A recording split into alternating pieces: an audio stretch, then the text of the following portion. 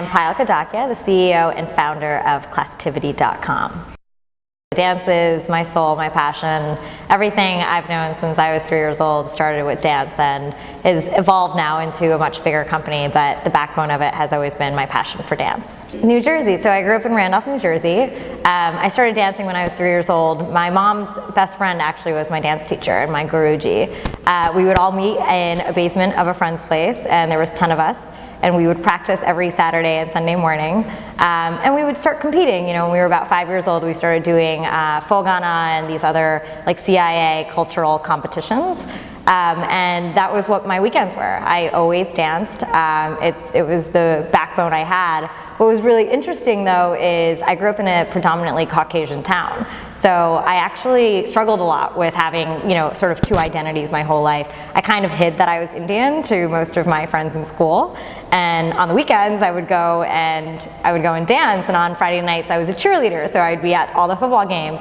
But I always constantly felt like I was being two different people, and it's been really great, I think, especially right now, seeing a lot of interest in South Asian culture that's going on right now in America. It's really actually, I think there's been a lot of progress in what's happened since I was younger, definitely. Yeah, so I went to MIT, and then I worked at Bain & Company. I was a consultant. It was pretty standard. I did the standard route, and I think that's, you know, when I was growing up, what I felt like I had to do.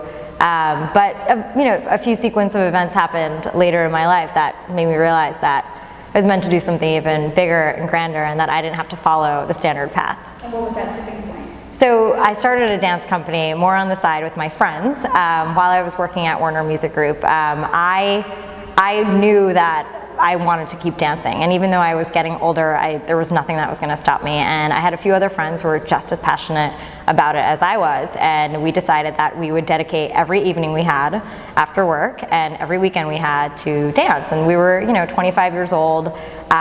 We put our hearts and souls into it, and we ended up on the cover of the art section of the New York Times within 6 months. And that was a turning point in my life. I took my GMAT books and I threw them in the garbage. I just realized that there was a bigger calling in my life, and I wanted to go and do it. And I wasn't going to wait until I got another degree to go and do it. My time was now. I mean, I think that one of the biggest things I did was I kept them in the loop. I constantly communicated with them about what I was doing. I would share the highs and the lows with them, which made them feel very comfortable with the decisions I was making. So they knew I wasn't making rash decisions.